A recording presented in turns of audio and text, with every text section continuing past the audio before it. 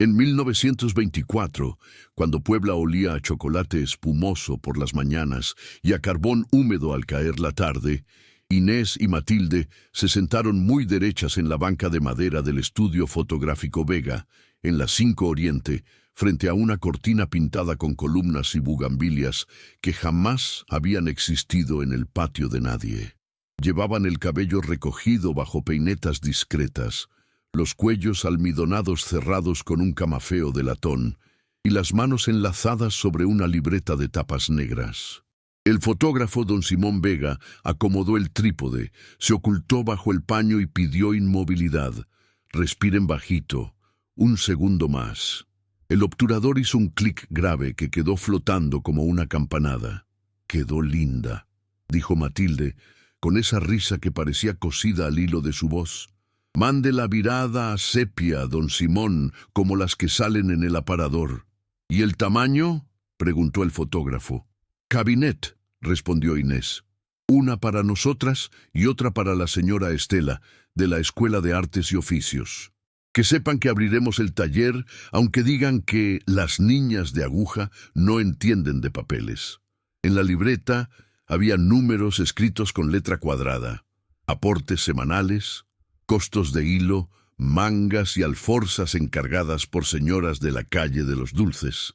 También nombres: Soledad, Paca, Amparo, las alumnas del curso de costura, viudas jóvenes de la Revolución, muchachas con ganas de salario propio, que soñaban con armar una caja de ahorro para no depender del buen humor de nadie. El plan de Inés y Matilde era simple y audaz: rentar un cuarto a ras de calle, con ventana para exhibir batas bordadas y abrir al fondo un salón nocturno de lectura donde las de la cuadra aprendieran a firmar y a leer recibos. Habían juntado ya 83 pesos, faltaban 102 y el permiso municipal. Antes de salir del estudio, Inés metió la mano bajo el asiento de la banca. Desde que su padre, carpintero, le enseñó a reconocer maderas por el olor, tenía la costumbre de tantear nervaduras y clavos. Sintió un hueco del tamaño de un libro. Miró a Matilde con esa rapidez muda de quienes se entienden sin más lenguaje que las cejas. «Aquí», susurró. «Si un día no nos dejan entrar al taller, si un día se nos cierra la puerta, aquí podemos guardar lo que no quieran ver». Esa noche, en su cuarto de azotea, entre el ruido de la lluvia y el silbo de un tranvía lejano, escribieron una carta. Usaron papel de factura, del que no se arruga fácil. Encolaron en la esquina los recibos de los aportes de las alumnas y pegaron una tarjetita con un nombre: Huerta de las Costureras, Atlixco. Era un pedacito de tierra que don León, tendero que fiaba con ojos suaves, les había ofrecido a paguitos: un solar con naranjos y una noria a 20 minutos del centro de Atlixco, para que pongan ahí lo que nadie les va a quitar. Pensaban instalar un secadero de telas y sembrar cempasúchil para vender en noviembre. La carta comenzaba así: a las que se sienten en esta banca cuando el mundo se les haga chico. Si llegaron hasta aquí, no se vayan sin leer. No es un tesoro de monedas. Es algo que les puede dar llaves. No dejen que se pierda. La envolvieron en papel encerado, la amarraron con hilo de cáñamo y la escondieron en el hueco de la banca al día siguiente, con ayuda de don Simón, que juró, por la Virgen de Ocotlán, no decir nada. Guardó también un duplicado del contrato de compra de la huerta, firmado por el dueño, por Inés y por un notario tresto de la época, y un croquis a lápiz con referencias que entonces todo el mundo conocía: Tinacal de los Gómez, Mojón del Camino, Arco de Piedra. El resto lo hizo el tiempo. El taller abrió, la cooperativa funcionó 2 años, entonces vino una mala racha de enfermedad y pagos, luego un novio celoso que rompió vitrinas, después mudanzas y un alquiler que se duplicó. La huerta se quedó como ahorro dormido, la carta dentro de la banca, la foto en un marco que pasó de baúl en baúl. 100 años después, en 2024, Luz y Teresa, nieta de Inés una, nieta de Matilde la otra, llegaron a Puebla en un autobús de madrugada. Venían con la foto enmarcada envuelta en sudadera y la idea pertinaz de repetirla. No porque estuviera de moda, sino porque doña Elvira, madre de Teresa, llevaba semanas con esa tristeza callada que se cuela por las rendijas de la casa cuando el dinero no alcanza y el cuerpo duele. Y a Luz se le ocurrió que volver a sentarlas, aunque fuera en ellas mismas, podría coser una puntada entre pasado y presente. Habían leído, en un pie de foto medio borroso, el nombre del estudio y de la calle. ¿Seguiría ahí? Al bajar del taxi sobre la 5 Oriente, el aire olía a camote recién horneado y a pavimento tibio tras la llovizna. El letrero ya no decía Estudio Fotográfico Vega. Ahora era Café La Placa, con una vitrina donde se exhibían cámaras de fuelle, ampliadoras, marcos ovalados y placas de vidrio como obleas translúcidas. Adentro, una barista de chongo alto y aretes de Talavera saludó con una sonrisa que se sentía vecina. ¿Aquí fue antes un estudio?, preguntó Luz. Sí, el de don Simón. Nosotros compramos el local cuando su nieto lo cerró. Conservamos la banca y algunas placas. Si traen foto, les hacemos la réplica. Es tradición. La banca estaba ahí. Madera de oyamel, asiento liso con cicatrices, espaldar con 3 listones. Cuando Teresa rozó el canto con la yema de los dedos, sintió una mínima hendidura, como el borde de una tapa mal cerrada. Luz sacó el marco de la mochila. La imagen, sepia, mostraba a Inés y Matilde, con la misma seriedad esperanzada que tienen las mujeres que no piden permiso para imaginar. Detrás, con lápiz, alguien había escrito Vega, 1924, y un número de folio. «Nos la hicieron aquí», dijo Teresa, sentándose. «Mi abuela Matilde decía que ese día hacía frío, que el fotógrafo les prestó una chalina para calentarse las rodillas antes de quitarla para el retrato. Mi abuela Inés guardaba una libreta de cuentas», añadió Luz. «Se perdió cuando se cayeron las cajas en la última mudanza. Solo quedó esta foto. La barista colocó un telón parecido al de antaño, columnas, bugambilias, y les acomodó el cabello detrás de las orejas. Una fotógrafa joven con cámara digital y una lente fija dio 3 pasos atrás, midió la luz que entraba por el ventanal y pidió: «Manos sobre la libreta, mentón leve abajo, respiren. Quiero que miren como si supieran algo que aún no nos quieren contar». En ese segundo antes del disparo, la hendidura en la banca cedió con un chasquido. Teresa se incorporó de golpe. La fotógrafa bajó la cámara, confundida. «Perdón», dijo Teresa. Se movió la madera. Luz se inclinó y deslizó la uña por el borde hasta que un cuadradito del tamaño de una libreta saltó hacia arriba. Adentro, como si respirara aire por primera vez en un siglo, estaba un paquete envuelto en papel encerado, amarrado con hilo. En la parte superior, una etiqueta escrita con letra antigua, «Para cuando vuelvan a ponerse aquí». La barista soltó un silbido. «Ay, don Simón y sus cosas», dijo. «Sabía que alguna sorpresa guardaba esta banca. Siempre me pareció que estaba más pesada de lo normal, pero en estos 100 años nadie la había abierto». «¿Son de las de la foto?» Teresa y Luz se miraron con ese brillo que obliga a bajar la voz para no romper el hilo de lo que sucede. «Somos las nietas», dijo Luz con la mano temblorosa. «De ellas». Abrieron el paquete sobre la mesa larga del café, donde las migajas de pan de elote parecían coincidir con el polvo fino del pasado. Adentro había una carta, 3 recibos con timbre municipal, una copia con sello de notaría pública y un croquis. La carta, escrita con tinta ya parda, decía: «A quien se siente en esta banca con el corazón apretado, nos llamamos Inés y Matilde. Si lees esto, es que el mundo te ha traído donde empezamos a mirarlo de frente. Guardamos aquí los papeles de nuestra huerta en Atlixco, pagada a paguitos con aguja y paciencia, y los recibos de la caja de ahorro de nuestras compañeras de oficios. Si nuestra cooperativa se apaga, que no se muera la idea. Quien encuentre esto, que recoja las puntadas. Busquen el notario, revisen la inscripción de la propiedad y pregunten por el arco de piedra y la noria. No es tesoro de monedas, es tierra, agua y sombras de árboles, y un lugar para que otras se junten a aprender. Si el papel se vuelve un muro, que el pueblo sea puerta, no lo hagan solas. Pede, la banca se abre si se toca el tornillo flojo que le pusimos al lado derecho. Perdón por la travesura, don Simón. Luz pasó los dedos por el croquis. El dibujo indicaba Camino Viejo a Metepec, Jacaranda Grande, Acequia y Huerta de las Costureras, con un rectangulito sombreado.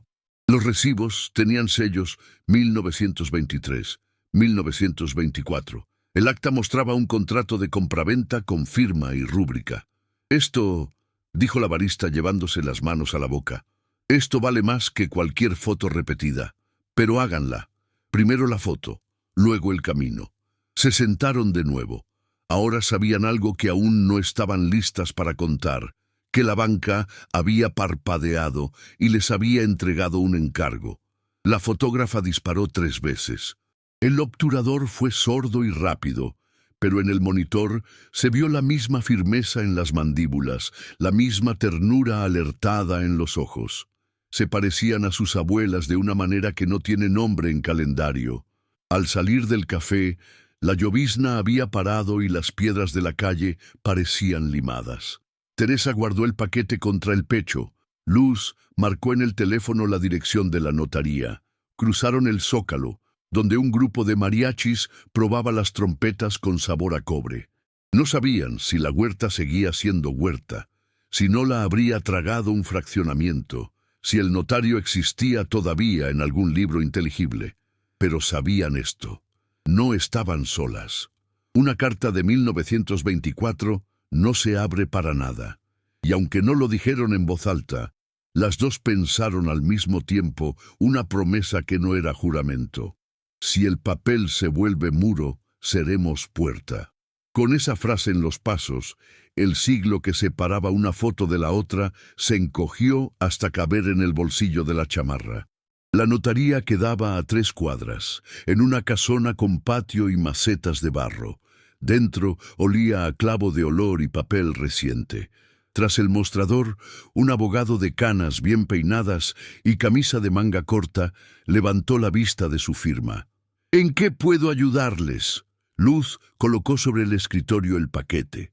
Carta, croquis, copia de compraventa con membrete, notaría Trela del distrito de Atlixco, 1924, y los recibos de los aportes de la cooperativa.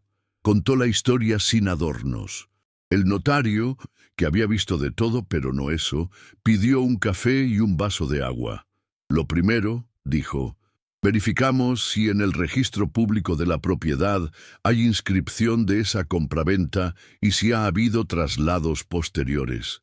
Si aquel don León inscribió el acto y si la huerta no fue expropiada, vendida o afectada, podrían quedar derechos. Si no, el papel servirá como historia y honra, que no es poco. ¿Tienen actas de nacimiento que acrediten la línea de abuela a ustedes? Teresa asentó. Llevaba en una carpeta copias certificadas. Habían aprendido con los años que en México la memoria vale más si está sellada. El notario tomó los datos y marcó al registro de Atlixco. Del otro lado, nadie contestó. Era mediodía. Les indicó que volvieran a las 4. Salieron con la tarde abierta. Tomaron un taxi hacia Atlixco, 40 y tantos minutos de carretera entre milpas y invernaderos de flores. Las nubes se amontonaban como merengue encima de los volcanes. La luz caía oblicua sobre jacarandas que todavía mostraban moras moradas en lo alto. Luz abrió el croquis como quien consulta un recetario de la bisabuela. Líneas a lápiz, un arco dibujado con 2 trazos, la palabra noria con flecha. Mira, dijo Teresa, aquí dice arco de piedra. ¿Y si ya no existe? Entonces buscamos quién lo recuerda, respondió Luz. En los pueblos los arcos no desaparecen, se mudan a la lengua. Al llegar a Atlixco, bajaron en el mercado.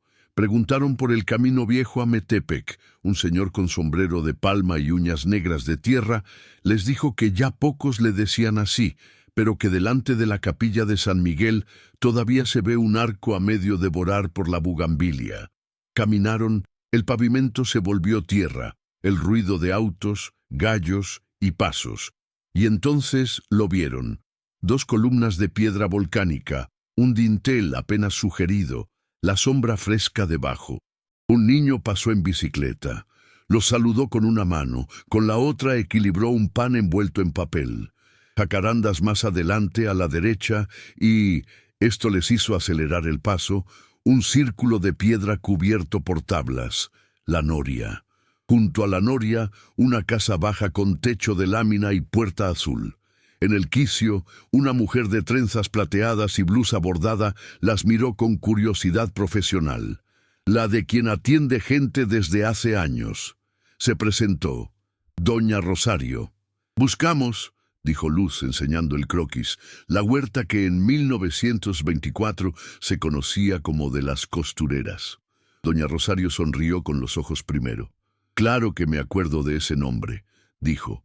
«Mi abuela decía que las costureras venían a tender telas aquí y que los naranjos se llenaban de pedacitos de hilo como si fueran pájaros. Luego vinieron años buenos, luego años feos. Se habló de que una cooperativa se disolvió y que la huerta quedó en el aire, ni propiedad del pueblo, ni lista en ningún papel que alguien pudiera mostrarnos. La noria se tapó por seguridad y la gente dejó de venir». Teresa sacó la copia de la compraventa. Doña Rosario leyó despacio, como si pasara los dedos por un rebozo fino. A mitad del párrafo se santiguó apenas. «Pues aquí dice claro», añadió, «lote de tal a tal mojón, acequia de por medio, derecho de agua compartido, y firma del notario. Si el registro lo tiene asentado, lo que necesitan es reconocer posesión y hacer lo que quieran con esto». «¿Qué quieren?». Las dos se miraron. No estaban detrás de una ganancia rápida. No querían vender. Les servía en el pecho otra cosa, parecida al calor que sube cuando uno termina de coser la orilla de algo que estuvo deshilachado. «Queremos reabrir lo que ellas soñaron», dijo Teresa. «Un lugar para aprender y juntarse, costura, lectura, oficios. Y si se puede, sembrarse en Pazúchil otra vez». «Entonces pasen», dijo doña Rosario, empujando la puerta azul, «porque si van a volver a poner a la huerta en palabras, primero hay que verle el polvo». El terreno seguía ahí, más pequeño, devorado por bardas de vecinos que habían crecido hacia adentro como uñas. Pero la noria resistía. Del lado de la acequión, malvas y hierbabuena persistían como anécdota aromática. Jacarandas levantaban una cúpula de sombra. Y a la izquierda, un cuartito de adobe con ventana cuadrada servía de bodega de cosas viejas. Un telar pequeño, 2 marcos de bastidor, perchas. Luz tocó el marco con una reverencia que no era religiosa, era de oficio. Vio en su cabeza la banca del estudio, la carta, los nombres Inés y Matilde como puntadas en la nube. ¿Cuánto de papel y cuánto de ganas se necesita para que todo esto sea de nuevo de las costureras?, preguntó a doña Rosario. «Papel primero», dijo la señora, «que el registro diga que sí. Luego ganas de limpiar, sembrar, coser. Gente. Nadie hace solo. Y calendario. Pónganse un día y hora y cumplan». Volvieron a Puebla a tiempo para pasar por la notaría. El abogado tenía novedades. El asiento de la compraventa estaba en un libro empolvado, pero legible. No había traslados posteriores, no constaba expropiación ni gravamen. Legalmente, el terreno seguía a nombre de Inés y Matilde como copropietarias. Heredaba la línea materna y con documentos en regla podían solicitar adjudicación por sucesión intestamentaria o más rápidamente un procedimiento de regularización apoyado por la autoridad municipal si acreditaban posesión y voluntad social. «¿Qué tan rápido?», preguntó Luz. «Lo suficiente como para que pierdan la paciencia si no comen». bromeó el notario, pero no tanto como para desanimarse. Traigan actas, testigos de la comunidad, plano actual del predio con colindancias y una carta de intención para qué se usará. Con eso podemos arrancar. Les advierto, habrá obstáculos. Un primo lejano quizá aparezca diciendo que recuerda haber jugado ahí y que le corresponde algo. Alguien insinuará que es mejor vender a un fraccionador. Y ustedes, si de verdad leyeron la carta, tendrán que sostener que no es tesoro de monedas. Salieron con un sobre de instrucciones. En la noche, en el cuarto del hotelito de San Francisco, Luz escribió a doña Rosario un WhatsApp pidiéndole que convocara a vecinas para el domingo. Teresa llamó a doña Elvira, su madre, y le contó todo. Hubo silencio al otro lado, y después un sollozo que pareció descargar años. Tu abuela estaría orgullosa. Yo voy el domingo con una olla. El domingo amaneció con un cielo del color de las cascaritas de naranja. A las 10 en la huerta había 17 mujeres de todas las edades. Llegaron con escobas, machetes, hilos, tijeras, sillas. Un par de señores se asomaron por la barda. Uno ofreció pala. Doña Rosario presentó a todos. Ellas son Luz y Teresa, nietas de las de la foto. Lo dijo así, como se dicen en los pueblos las cosas que merecen nombres. Comenzaron por destapar la noria. Quitaron las tablas. Un olor fresco subió de la boca oscura. Luz dejó caer un trapo atado a una cuerda. Volvió húmedo. Había agua. Teresa trazó con tiza el rectángulo del salón de trabajo donde pondrían mesas para cortar y bastidores para bordar. Una de las niñas dibujó flores alrededor. Luego, papeles. En una mesa de plástico, con lupas y abrazaderas, Luz y Teresa mostraron a las asistentes la carta, los recibos, el contrato. Leían en voz alta, traduciendo viejos términos: mojón, derecho de agua, dominio. Rieron con el PD del tornillo flojo de la banca. Firmaron una carta de intención. Nosotras, mujeres de Atlixco y Puebla, hijas y nietas de costureras, declaramos que la huerta será para aprender oficios, leer, sembrar cempasúchil y tender telas. Gratuito para quien no pueda pagar, solidario para quien quiera aportar. Prohibida su venta. Si un día alguien olvida, que recuerde, no es tesoro de monedas. Doña Rosario, como testigo, estampó su firma grande.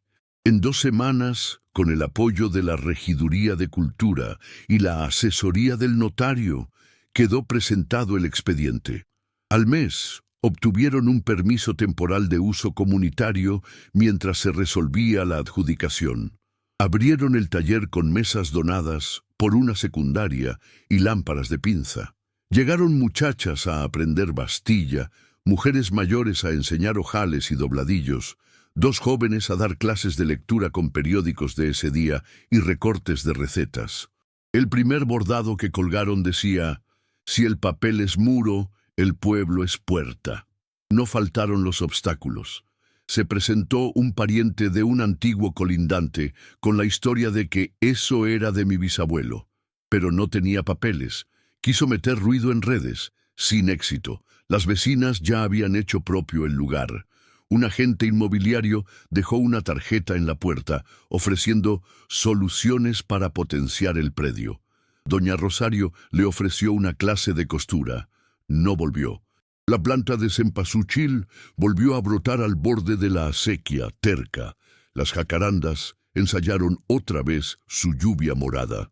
Un grupo de estudiantes de arquitectura ayudó a reparar el cuarto de adobe. Uno de derecho les explicó con paciencia qué era un fideicomiso y cómo blindar el uso comunitario para que nadie futuro lo convirtiera en otra cosa. Luz y Teresa firmaron, con asesoría, la adjudicación por sucesión a nombre de ambas, con una cláusula de uso social inscrita en el registro y una prohibición expresa de venta sin acuerdo unánime de la asamblea. Aprendieron que la ley puede ser muro o puerta según quien la use y para qué. Llegó noviembre. Sembraron cempasúchil en arcos. Las manos olían a resina y tierra. Doña Elvira, la tristeza ya más delgada, llevó una olla enorme de mole poblano que perfumó la huerta con chile y chocolate. Niñas de la escuela bordaron manteles con flores anaranjadas. Se inauguró la biblioteca de las costureras en el cuarto de adobe. Libros de oficio, novelas, periódicos de hoy y de ayer, y en un marco, las dos fotografías, la de 1924 y la de 2024. Debajo, en una tarjetita, la frase de la carta, no es tesoro de monedas. Ese día, una señora que había guardado silencio hasta entonces se acercó a Luz con un sobre. Adentro había fotografías en blanco y negro de mujeres tendiendo telas bajo los naranjos y un recorte de un periódico local de 1926 donde se leía: Las costureras enseñan a leer. La memoria había encontrado otra puerta. Repetir la foto no había sido una moda, había sido un mecanismo. La banca del café, con su tornillo flojo, demostró que algunas maderas saben esperar. Inés y Matilde, que no vivieron para ver internet ni celulares, supieron, sin embargo, escribir a 100 años vista lo único que no caduca: una instrucción para el cuidado. Al atardecer, cuando la luz en Atlixco se vuelve melón y lavanda, Teresa y Luz se sentaron en una banca hecha con tablones reciclados frente a la noria destapada. Tenían las manos manchadas de arcilla y hilo. Doña Rosario les pasó una jarra de agua de limón. El árbol de jacaranda dejó caer 3 flores exactas sobre el croquis extendido a modo de mantel. ¿Sabes cuál es el secreto imperdible?, preguntó doña Rosario, con esa sabiduría que no presume, que no se pierde lo que se usa para otros. Los tesoros que la gente guarda solo para sí se pudren. Los que se comparten agarran aire y no se acaban. Luz miró hacia el cuarto donde Jania, la hija de Teresa, intentaba enhebrar una aguja bajo la guía de doña Elvira. Teresa observó a 2 adolescentes encorvadas sobre una revista aprendiendo a leer un recibo de luz. Al fondo, la acequia corría con un sonido de frasco abierto. «Hoy quisimos repetir una foto», dijo Luz, y el mundo nos repitió una instrucción. A la mañana siguiente, antes de regresar a Puebla, pasaron por Café La Placa con un ramo de cempasúchil. La barista colocó, a un lado de la banca, un letrero pequeño: «Esta banca guarda historias. Siéntate con cuidado, escucha sin prisa y recuerda apretar o aflojar los tornillos que haga falta». La fotógrafa colgó en la pared ambas imágenes, las abuelas de 1924 y las nietas de 2024. Las 4 miraban hacia el mismo punto fuera de cuadro, como si supieran que la cámara por sí sola no alcanza, que se necesita una banca con memoria, un pueblo con paciencia, un papel que no mienta y 2 manos lavadas de tierra para servir mole y letras en el mismo plato. Afuera volvió a lloviznar. La calle, lavada, olía a inicios, y no hubo nadie que no sintiera al menos un segundo que una foto repetida a tiempo puede abrir un siglo como se abre una ventana, no para mirar nostalgia, sino para dar entrada al aire que faltaba.